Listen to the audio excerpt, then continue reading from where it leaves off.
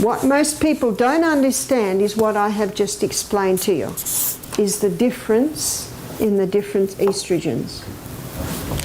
So, how do we turn this around? Number one, eliminate, turn the tap off. If you don't turn the tap off, you're still going to be mopping up in the other corner.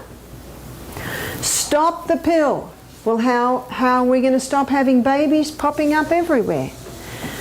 Well, sex is two-part, so contraception should be two-part. The woman's role is to know when she's ovulating, and the man's role is to wear some sort of protection when she's ovulating. So let me show you the 3 signs that a woman's body will give her. One sign is her temperature will change. So she takes her temperature before she gets out of bed every day, and she will find it'll do that over the month and go up onto a higher plane. So that drop and up onto a higher plane will happen around day 14. It might be day 13 or it might be day 15.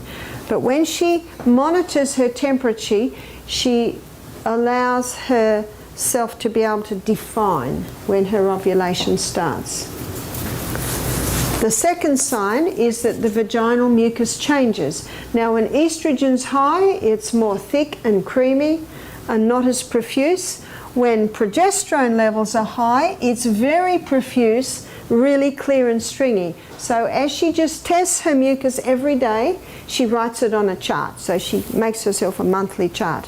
The third sign is that her cervix changes. So every day she just tests her cervix and comments. Now at first she's got nothing to compare it with, but as she goes on week after week after month, she'll start to be able to decipher the changes. And she will find those 3 signs will come together usually in this month here.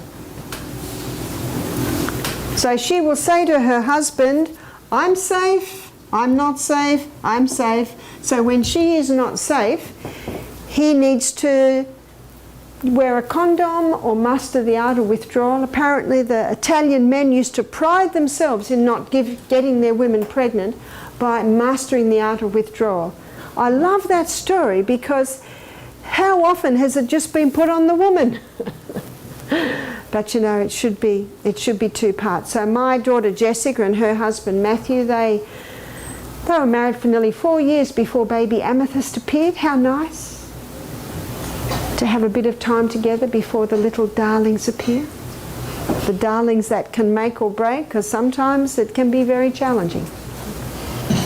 So that is how you can eliminate the pill. So this is the several steps to get the hormonal imbalance. Eliminate the pill, stop the HRT. This list here will show a woman how she can manage her hot flushes without the HRT. Eliminate the meat and its products. If a person loves meat and its products, must be organic. It's actually unsafe today. But we'll show you here how vegetarian food can taste very nice. I think it's impossible to eliminate plastic, but just do the best you can. Don't have your food in there for very long.